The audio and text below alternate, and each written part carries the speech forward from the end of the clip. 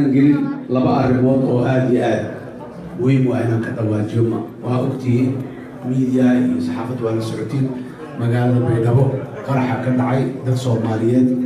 oo masaakiin ayaa ku dhammaaday oo wax dambi ay leeyihiin dambiga ay lahaayeen oo ah inay Soomaali yihiin magaaladoodii iyo dalkoodiina ay nabad ku joogaan marka dadkaas waxaan tacsiin u diraynaa ummadda Soomaaliyeed guud ahaan gaar ahaan dadka reer Baydhabo ahaladii iyo saaxiibadii iyo walaalihii ay ay meeshaas dhibaatada ku gaartay intii dhimatay Allah u naxariisto inta dhaawacaana Ilaahay ha bogsiyo ahaladii iyo qaraabadiina sabir iyo iimaan Allah siiyo midda labaad oo aad iyo aad taas aydana lamida oo maanta waad ogtihiin taariikhda bisha Oktoobar inta ay joogto waa maalintii ayadana aan ka tacsiyeynaynaa tacsiyad ballaaran iyo xus ballaaran oo aan rabno weliba in loo duceeyo dadkii ayagana sidoo kale lagu xasuuqay 14 Oktoobar Zobe agaarkiisa iyo Hotel Safari dhibaatadii ku gaartay waa la garanayaa waa 9/11 Afrika loo bixiyay maalintaas oo qarax hal mar dhaca oo dad intaas ay ku dhintaan qaaradda Afrika weli lagama soo marin yani marka ayadana dadka Soomaaliyeed oo ayagana sidoo kale dambiga ay lahaayeen oo ah inay Soomaali yihiin iyo inay nolol maalmeedkooda raacdeynayeen oo wax kale ay galabsadeen aan jirin ayagana waxaan rabnaa in aan u duceyno in Ilaahay jannadii firdawsi ka waraabiyo inta kadib walaalayaal runtii tacsiye badan iyo maxaan ku yiraahdaa faataxa marid badan iyo rabbitu badan oo soo marnay dalkeen dhibaato badan ayaa ka jirta dad cadow ah dadka Soomaalida aan u tureynin kala saareynin inay Soomaali yihiin awgood ula diriraayo u dilaayo ayaa jooga marka waxaan leeyahay ummadda Soomaaliyeed waxay uga gudbi kartaa midaasna inay dawlad hesho dawladdiina waxaa lagu heli karaa isku duubnaan iyo in la kala dambeeyo oo la isdhageysto oo la isqadariyo oo la kala tala qaato marka waxaan leenahay Soomaaliya Ilaahay ha fududeeyo inay dawlad Soomaaliyeed hesho si ummadeena Ilaahayna dhibka ka saaro inta kadib waxaan rabaa inaan ayadana aan ku daro kelmad yar oo maxaan ku raadayay saxiitaan ah oo ah caawa waxa halkan la keenay xisbiga nabadda iyo horumarka waxaan rabaa inaan wax yar markaa ka dhawaajiyo xisbigan 2010 ayaa la aasaasay xisbiga nabadda iyo horumarka xisbiga cusub ee hadda jiraahay waxaa la yiraahdaa midowga nabadda iyo horumarka la yiraahdaa halkaan dhalinyaradu ku tustay oo maxaan ku raadin soo project gareey midowga nabadda iyo horumarka midowga nabadda iyo horumarka wuxuu ka koobmay asaaskiisii bilowgii hore xisbiga nabadda iyo horumarka iyo xisbiga daljir iyo kudladda baarlamaaniga ee horsocod la yiraahdo saddexdaas ayaa isku tagtay dad kale Soomaaliyeed oo fara badan oo qiimo leh oo siyaasiyiin ah oo maxaan ku raadin dhalinyaro ah oo haween ah oo maxaan ku raadin qaybaha kala duwan bulshadaana way ku biireen dadka aasaasay xisbiga midowga nabadda iyo horumarka waxay ahaayeen dadka noocaas ah dadka Soomaaliyeedna waliba maalinta ka dambayso waa tirada dadka Soomaaliyeed danaynaya in xisbigaasi mabaadi'diisa aqbalaan oo ay la shaqeeyaan way sii tiro badan yihiin marka xisbigeena cusub waxaa la yiraahdaa midowga nabadda iyo horumarka la yiraahdaa marka insha Allah maanta wixii ka dambeeya waxa soo doonaa inta kadib walaalayaal sida xildhibaankii halkan iga horreeyay xildhibaan Xasan Macalin oo u sheegay dalkeena safar dheer oo aad dheer u soo maray dalalka dagaalada sokeeye ay ka dhacaan ee burburka ka dhaco dhowr sifo ay ku soo dhamaataa nin hogaamiye ah oo xoog badan oo tiim xoogan leh oo xoog ku qabsada meesha kadibna ra'yiga iyo fikirka asiga iyo tiimkiisa ay qabaan meel mariyo oo wadadaas la maraa yiraaho kadibna dalka taladiisa haya 20 sano 30 sano ama ka badan waa hal wado oo la yaqaano oo ay ku soo gabagaboobaan dagaalada sokeeye wadada kale ay ku soo gabagaboobaan waxay tahay in la waayo ninkaas ama in la waayo urur ama xisbi uu socdo oo asna muxuu ahay wax qabsanaya annaga Soomaali haddaan nahay dhinaceen waxaan dhihi karnaa hal qabiil oo dalkii qabsada waa la waayay ayadana maxaa soo haray marka hal option soo haray hal khiyaar soo haray oo ah Soomaaliya dimuqraadi ah oo dadkeedu ay talada wada wadaageen laga wada tashaday qawaaniin iyo nidaam la isku aamino la isku raacsiyo loo wada sameystay sida lagu meel maro oo dawladda marka dalkaasi ma dalka ninka xoog badan oo qabsaday 20 30 sano 40 sano ka soo wareegtay waxay u badan tahay inuu dib ugu noqdo muxuu ahay dhibaatadii laakiin dalka si dimuqraadi ah uga baxay dhibaatada oo nidaam dimuqraadi ah qaatay oo tala baahsan oo dadka ka dhaxaysay iyo dastuur la yaqaan iyo qawaaniin la yaqaan iyo is ogolaansho dadku ay is aqbaleen oo ay is ogolaadeen dawladnimadiisu ay ku dhisanto ayadana wuxuu caan ku yahay lagu yaqaanaa inaanu dib u rimcanin oo dib aan u noqonin Soomaaliya ilaahay idinkiis wax yarana ka dhim way ka baxaysaa waxa loo yaqaano afka qalaad lagu yiraahdo fish circle-kaas wareegayo oo laga hadii ka baxdo waa dalka ugu fursad badan inuu noqdo dal dimuqraadi ah marka la helo dimuqraadiyada iyo xukun baahsan oo dadka Soomaaliyeed raali ahaanshahooda ku yimiday marka la helo maxaa dhacay marka waxaan haysanaa markaas haddana fursada ugu dheer oo ugu xoog badan oo aan uga gudbi karno dhibaatooyinkii aan muddada 30 sano ku dhow aan ku soo jirnay muddo 10 sano ka yar sabab waxa waa dalkeenu wax kasta oo dal uu ku hormari karo dhan uu leeyahay beeraan leenahay baraan leenahay badaan leenahay waxaan leenahay khayraadka dabiiciga ee ilaahay ummadaha siiyo intiisa badan oo dunida ay haysato dhammaan leenahay oo aan haysana waxaan ku noolnaa meel muhiim ah oo adduunka dhan muhiim u ah dhaqaalaha adduunka muhiim u ah amniga adduunka muhiim u ah raashinka yani wax food security la yiraahdo adduunka muhiim u ah ayaa ku noolnaa waxaan leenahay dad firfircoon oo ganacsiga iyo afkaarta iyo dhaqaaqa iyo dhiiranaanta intaba ku firfircoonaan leenahay intaas ummad isku leh adduunyada way ku yartahay maxaa marka maanta hortaagan waxay tahay mushkiladii dhacday 30 sano markaan xor ahayn kadib 30 sano kale oo hadda ku sii dhownahay wax meesha lagu hayo waxay tahay deganaanshiyo siyaasadeed aan naga maqan deganaanshiyaha siyaasadeedna waa tan shay xoogna kuma yimaado isjuubna kuma yimaado isla ogolaasho iyo wadar ogol ku yimaada nidaam iyo isbedelaan muddo la doortaa muddo xafiiska jooga muddadii la doortay ugu dhamaatana wuu baxaa laakiin dadka maamulka noo hayaa dad aan baxaynin oo weligood joogayo oo qawaaniin ilaaliso difaacda leh oo siyaasiyiinta ka ilaalisa leh oo ayaguna muxuu ahay danta guud ku ilaalisa leh dawladnimada dhabta ah waa sidaas waa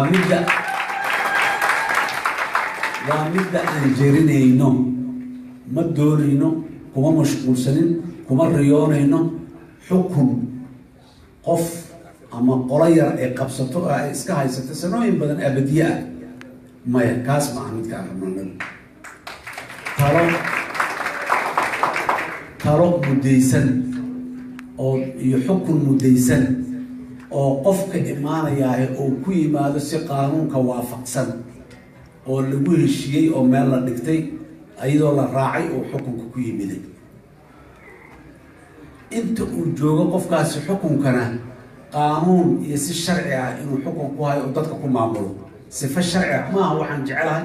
waxaan nacabahay waxa maxaan ku raadaa reerkaygu jecel yahay waxa maxaan ku raadaaye kooxdaydu jeceshahay wax xisbigaygu jecel yahay maaha qaanuunka dalka iyo dadkan ay ku heshiiyeen meel yaallo in lagu maamulo maalinta waqtigiisa dhammaadana sifa sharci ah inuu haddana uu uga tago muxuu ahay xukunka ee aanu kasii laalacshoonin oo aan dhinac uga bedelin saddexdaas sifo haddii aan helno oo talada xukunkeenu ay sidaas dhaqankeedu sidaas noqdo waa dowladnimada aan raadinayna ay siday ku imaanayso dowladnimadu waa nidaam shuruuc iyo qawaaniin leh waa nidaam hay-ado ilaaliya leh intaas kadibna waa nidaam dhaqan leh oo aan lagu xadgudbin مثلا nidaamyada dhaqanada dawladnimadu ay yeeshaan maxaa kamid ah annaga Soomaaliya haddana ay teena 4.5 kamid ah 4.5 dastuur ma aha qaanuun meel ku yaala ma aha laakiin waa wax ay Soomaalidu isla garatay qaanuun aan qornayn oo la wada aqbalay oo la isla gartay waay maxaana loo gartay maalintaas mushkiladii joogtay sida ugu habboon lagu xalli karaa loo arkay laakiin abadiye ma ahayn waa ka sii gudbaynaa tartiibaan kasii dhaqaaqaynaa 10 sano oo dagaal sokeeya markuu dalkeenu ku jiray 2000 ayaa magaalada Carta dawladda ugu horreysay ku meel gaaray lagu dhisay safarkii 1 milyan oo kiiloomitir ay talaabtii ugu horreysay la qaaday ay Cartaan ka soo tagnay xamara la isugu yimiday dawladda ku meel gaarkeeda ugu horreysay ay timiday muddo la joogay waa la iskhilaafay haddana waa la isqabtay dibadaan haddana u noqonnay Embakasi aan tagnay 2 sano fadhinay oo talo u fadhinay oo adduunyadu ayna kaalmaynaysay oo meesha lagu waayay Embakasi aan ka soo guurnay dawladaan ku soo dhisanay waa soo baxnay Jowhar aan degnay muddo dawladda Jowhar loo deganay waa ka soo guurnay Baydhabo aan soo degnay haddana muddo kala Baydhabo la deganay Baydhabo laga guuray xamara la degay safarka marka dawladnimada sidaas oo marba meeshii suurtagal ah iyo wixii suurtagal oo soo joogay markii u dambeysay markii ugu horreysay baarlamaan Soomaaliyeed ayaa lagu dhisay magaalada Muqdisho markii ugu horreysay 2012 madaxweyne Soomaaliyeed waa lagu doortay 2012 ayada Soomaaliya gudaheeda magaalada Muqdisho caasimadda jamhuuriyadda annaga meeshaas taradana loogu dhiibay dawladdii oo safarkii dheeraayo dibadda iyo gobolada inta soo martay xamar joogto oo xamar la isku doortaana loo dhiibay waxaan ka shaqeynay oo ku dadaalnay annaguna safarkaas inaan sii wadno gobolada la sii gaarsiiyo maamulka iyo xukunka iyo dawladnimada degmooyinka la sii gaarsiiyo hore loo sii wado haddii Embakasi waxaan leeyahay Carta iyo Embakasi iyo marlabaad Jabuuti iyo Muqdisho la isku doortay oo markii ugu dambeysay 135 oday oo odayaasheena sharafta badan ee beeraha madaxda ka ah ay noo dhiseen baarlamaan annaguna waxaan go'aansanay magaalada Muqdisho inaan inta ka qaadno gobolada hal meel ay ahayd Muqdisho dhowr meelood oo jamhuuriyadda ka tirsan doorasho inay ka dhacdo 135 oday oo shalay annagu aan dooranaa noo soo dhisay baarlamaanka ee markaan 14,000 iyo jarjar dad ah inay baarlamaanka noo soo dhisaan waa guulaysanay qabiilkii oo odageennii aan u dirsanay shalay noo magacaabay ahayd hal tallaabaan ku darnay qabiilka dhexdiisa hays doortaan baan qabiilka laftiisa yaan hal qof wax u xuline isagu laftiisa hays doorto bal bilowga meesha ka bilow maanta marka waxaan ku haminaynaa oo u soconnaa in dad Soomaaliyeed oo isku qabiil ahayn ay wax doortaan ay hal wax wada doortaan macnaheedu ma aha meesha ugu fiicneed ugu dambeysaan joognaa ma aha wali intaas maanta ka dambeysay saariyay hoggaan iyo dad madaxa iyo dad mas'uuliyiin ayaa ka soo shaqeeyo soo gaarsiiyay maantana waa sii socotaa waxaan rabnaa 2020 haddii Ilaahay raalli ka noqdo dad badan oo Soomaaliyeed inay doortaan dadaan qabiilkooda ahayn inay u codeeyaan xisbiyo aragti iyo barnaamij siyaasadeed soo bandhigay Soomaaliya noocaana waa rabnaa waxa aan qabanaynaana waa waxaan sida aan u qabanaynaana waa sidaan yiri oo fikirkaas ku tartamay in la kala doorto oo dadku qaarna inay qoyska isla jooga isla dhashay walaalaha isla dhashay ee guriga isla jooga inuu midna yiraahdo aniga fikirkaan raacsanahay kanaan u codeyna mid kalena uu yiraahdo maya aniga kanaan raacsanahay kanaan u codeyna waan rajaynaynaa Ilaahay idinkiis meeshaas waa laga yaabaa in aanan fursad u helin dadka Soomaalida oo dhan inay fursadaas wada helaan oo ay wada codeeyaan 2020 inaanan dhicin waa suurtagal laakiin dad 14,000 ee codeysay 2016 dad ka badan inay codeeyaan waayo wax la rabo insha Allah oo ay beesha u codeynayeen iyo xildhibaan beesha oo la garanaya markaan inta institution ama hay'ad jirto oo la yiraahdo xisbi hebel iyo xisbi hebel inay u codeeyaan la raba waa talo aad iyo aad u wanaagsan waxaan ilaahay ka baryaynaa inuu nagu guuleeyo intaas kadib dadka meeshaan fadhiya iyo inta kale ee la midkaa ee tirada badan ee dalkan ingiriiska boqortooyada ingiriiska degan ama yurub qaybaheeda iyo dalalkeeda kala duwan degan ama muxuu ahaay waqooyiga america iyo australia degan ama soomaalida dibadda jooga doorashadaas talay ku leeyihiin inay tagaan ee codeeyaan ay ku leeyihiin fikirka iyo xisbiga taladiisa aaminsan yihiin inay dadka inta la hadlaan yirahdaan war xisbigaas aad taladiisu san tahay loo codeeyo ay tahay ku leeyihiin haddii fursad ay saamaxdana inay codeeyaan laftooda ayagoo dibadda jooga inay u codeeyaan ayaa suurtagal ayadan haddaan safarkaa gaari weynana safarada baan gaari doonaa taaliga marka intaasoo dhan laakiin waxaan rabnaa dad dalkii kasoo fogaaday meel kala jooga aadan ugu faraxsanahay muxuu ahay gabdhaheenna siyaasadda dalkan iyo talada dalkan hormuud u noqday galay dadkeena soomaalida runtii waa u hambaliyeyna nidaamkaan u hambaliyeynayaa amaada tiri muxuu ahay aniguna haddaan socdaa waa u hambaliyeynayaa kuwo kaloo badanna inay galaan waa rabnaa waqooyiga america inaad waxaa la rabaa dee waxay sameeyeen waqooyiga america wasiir dhan oo weyn oo muxuu ahay dowlad dhexe Canada Soomaalidu ku leedahay maxaan ku leedahay gabadhii ugu horreysay xildhibaanadeed ayaa Congress woman inay noqoto America u socoto oo aan rajaynaynaa mar dhow inay noqoto Sweden muxuu ahaay mid kale joogto boqortooyada Ingiriiska oo ah dalka ugu qadiimsan adduunka ama xadaaradda ugu badan iyo mafaahiimta ugu badan ee dadka muxuu ay kala duwan ee kala diinta ee kala ay waay meeshaana fursadu ku badan tahay isleenahay marka muxuu ay gabdhaheena u dadaaleen wiilashiina waa soo rajaynayna ayaguna inay sidoo kale soo baxaan adduunyada maanta carro edegta noqotay kalama maaranto siyaasiyiinta dalkan joogaahi hadday Soomaali yihiin iyo haddii ay Hindi yihiin iyo hadday Ingiriisi yihiin intaba Soomaaliya iyo adduunka oo dhan talay ku leeyihiin coday ku leeyihiin kaalmay u fidiyaan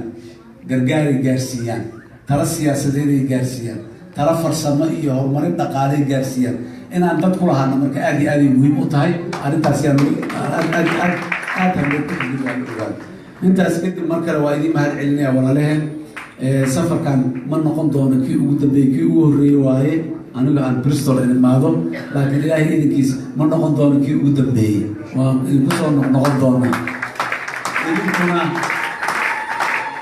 idinkuna waa idinka rajaynaynaa inaad abuurtaan duruufo aan idinku soo noqnoqono haddii aan la yidhaah marka walaalahay aad iyo aad aa umahadsantihiin boqolkiiba boqol inta aan fursad helin caawa halkan soo gaari weyseen salaan iyo mahadna hana laga gaarsiiyo ballanteedu waxay tahay inta fadhida iyo intaa wakiilada adkintiina saaxiibada iyo ehelada ee xaafadaha iyo guryaha jira dhammaanba waxaan idinku marti qaadayaa inaad midowga nabadii horumarta aad xubno ka noqotaan waan rajaynaa insha allahu in lagu yiraahdo magaalada Bristol magaalada muxuu ahaay xisbiga midowga nabadda iyo horumarka oo ku leeyahay xubnaha ugu badan ama taageerayaasha ugu badan waaye in la yiraahdo rajaynaa aad iyo aad u mahadsantihiin assalaamu calaykum waraxmatullaahi wabarakaatuh madaxweyne hore xasan sheekh maxamuud aad iyo aad ayay Bristol kuugu mahad celinaysaa waxaan oo filayaa inay ka bogteen aad u soo laaban doonto mudane aad iyo aad ayuu mahad celinayaa madaxweynaha dhaweynayna heestii Soomaaliya Dastoy